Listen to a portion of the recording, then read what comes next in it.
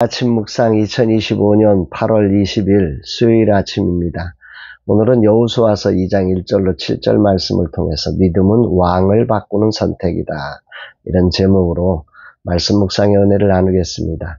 어제 팀 수련회를 가졌습니다. 9월 학기 개강을 앞두고 자신의 삶을 점검하고 앞으로 우리가 이끌어야 할 사역들을 어떻게 해야 할지 중요한 점검의 시간을 가졌습니다.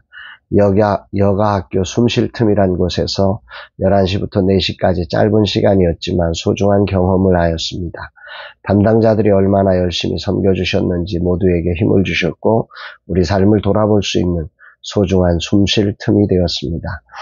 오늘 주님은 어떤 말씀으로 인도하실까? 본문에는 여호수아가 보낸 정탐꾼과 라합의 믿음으로 행한 일들이 기록되어 있습니다. 이 중 믿음이 만들어낸 용기를 오늘 말씀을 통해서 보게 됩니다. 4절 5절 그 여인이 그 두 사람을 이미 숨긴지라 이르되 과연 그 사람들이 내게 왔었으나 그들이 어디에서 왔는지 나는 알지 못하였고 그 사람들이 어두워 성문을 닫을 때쯤 되어 나갔으니 어디로 갔는지 내가 알지 못하나 급히 따라가라 그리하면 그들을 따라잡으리라 하였으나. 이 장면은 여리고 왕이 사람을 보내어서 정탐꾼들을 끌어내라고 하는 명령 앞에서 당당하게 외치는 이 라합의 고백입니다. 사람이 왕의 명령 앞에서 이렇게 말을 하는 게 참 쉽지 않죠. 이런 라합의 행동에 대해 히브리서 기자는 이렇게 해석을 하고 있어요. 히브리서 11장 31절에 보니까 믿음으로 기생 라합은 정탐꾼을 평안히 영접하였으므로 순종하지 아니한 자와 함께 멸망하지 아니하였도다.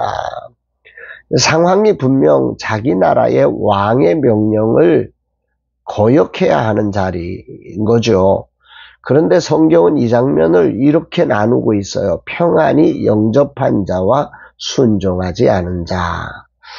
분명 국가에 반역하는 위험한 결정이었는데 믿음을 가지는 순간 라합은 여리고의 왕보다 크신 온 세상의 왕이신 하나님의 편에 서서 그분의 뜻을 인정하고 정탐꾼을 평안히 영접한 것이다. 이렇게 성경은 해석하고 있는 것입니다. 이 아침에 믿음이라고 하는 것이 무엇인지 그 정의에 대해서 다시 한번 생각해 보는 시간입니다. 믿음이라고 하는 것은 내가 어디에 소속된 사람인가를 선택하는 자리다, 결정하는 자리다, 이렇게 생각을 하게 됩니다. 믿음으로 라합은 지금 왕을 속이는 것이 아니라 왕이신 하나님의 뜻을 평안함으로 수용한 것이다. 그 나라의 일을 그는 당당히 행한 것이라는 거죠. 그런데 여기서 라합이 한 말은 분명 속이는 말인데, 숨겨놓고는 저쪽으로 갔다고 했으니까 분명히 속이는 말인데, 이런 속임은 내가 하나님을 믿는다는 이유로 정당한 것인가라고 하는 신학적인 생각을 한 번 더 해보게 됩니다. 라합은 진실을 말해서 정탐꾼을 죽이는 것이 정말 믿음을 가진 건가? 아니면 거짓을 말해서 정탐꾼을 살리는 것이 믿음인가? 라고 하는 부분을 우리가 생각해 보게 됩니다. 성경은 어디서도 분명한 사실은 거짓을 허용하거나 권장하지 않습니다. 다만 이 경우 생명을 구하기 위한 극한 상황에서 불완전한 라합의 선택을 하나님께서 도구로 사용하셨다. 이 정도 선에서 이 본문을 우리는 용납할 수 있는 부분이지요. 가끔 이단들이 거짓을 사용해서 사람을 미혹하는 일을 이게 하나님의 방식이다, 이렇게 오용을 하는 것은 정말 이거는 잘못된 것입니다. 이건 하나님의 뜻이 아닙니다. 그렇게 나오면. 그러므로 오늘 본문을 정리하면 이렇게 정리를 신학적으로 올바르게 할 수 있다 생각이 되는데, 라합의 거짓말은 본질적으로 옳은 게 아닙니다. 다만 라합이라고 하는 사람이 아직 하나님을 믿긴 했지만 하나님의 방식을 온전히 알지 못합니다. 부족한, 연약한 그런 믿음에서 나온 라합이 그동안 살던 삶의 방식에서 어쩔 수 없이 그가 거짓을 말할 수밖에 없었던 그런 모습이라고 하는 거지요. 그런 연약함을 하나님께서 은혜로 덮어주시고 그녀의 믿음과 하나님을 향한 헌신의 용기를 사용해서 위대한 하나님의 구원의 역사를 이루는 통로로 그를 받아주신 겁니다. 더 나아가서 라합의 계보를 통해서 인류의 구원자이신 예수 그리스도를 보내실 만큼 이 라합의 믿음을 하나님은 기쁘게 받으셨다는 거죠. 오고 오는 세대에 누가 구원을 받느냐? 완전하지 못하지만 하나님을 믿음으로 받은 백성들이 예수 그리스도의 계보 안에 구원을 받을 거다. 이렇게 예표하고 있는 사건이라고 우리는 생각할 수 있는 것입니다.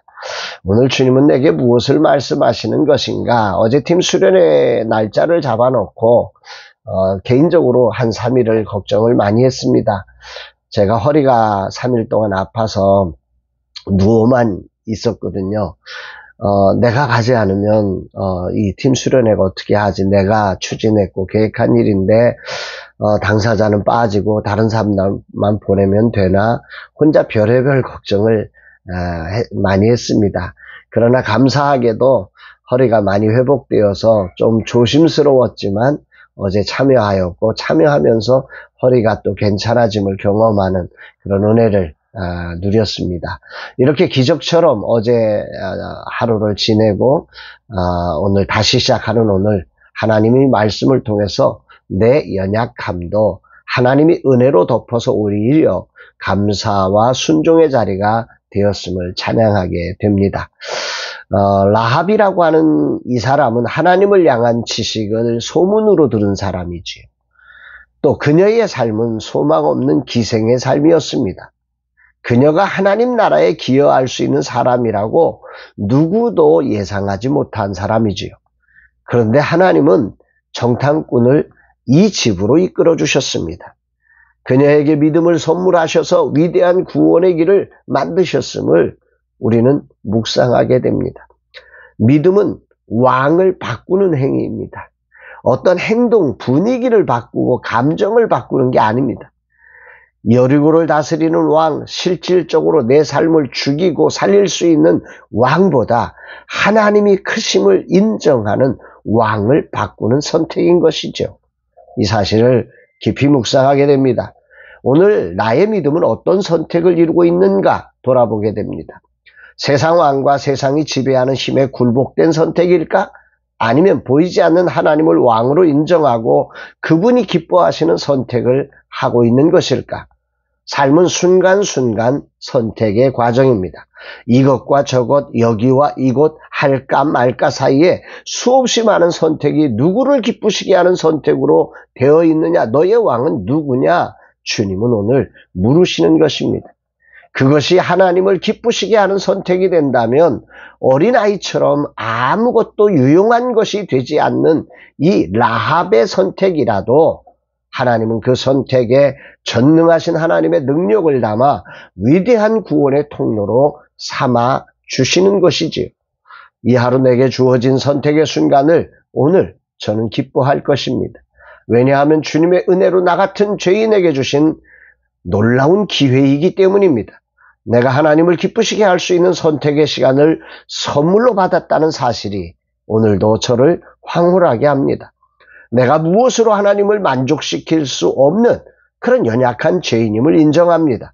그러나 연약하지만 이 연약한 자가 하나님을 왕으로 모시고 하나님을 기쁘시게 하기 위해서 내가 선택할 때 완전하지 않아도 예수 그리스도 안에서 하나님은 나의 그 작은 순종을 받아주시고 그 순종이 아름답게 하나님의 뜻을 이루게 하심을 믿습니다. 주님, 나의 하루의 삶이 왕이신 하나님을 인정하고 살아가는 자리가 되게 하심을 감사드립니다. 나는 오늘도 당신의 종입니다.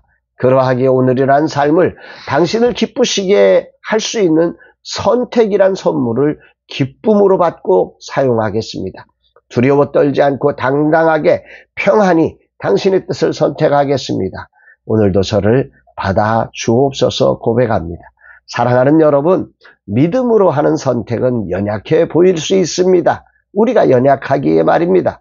그럼에도 불구하고 거기에는 하나님께서 그것을 받으시며 구원의 길이 되게 하심을 믿으시고, 오늘도 주님을 기쁘시게 하는 선택의 날로 이 날이 아름답게 선용되는 복된 날 되시기를 주의 이름으로 축복합니다. 사랑합니다, 여러분.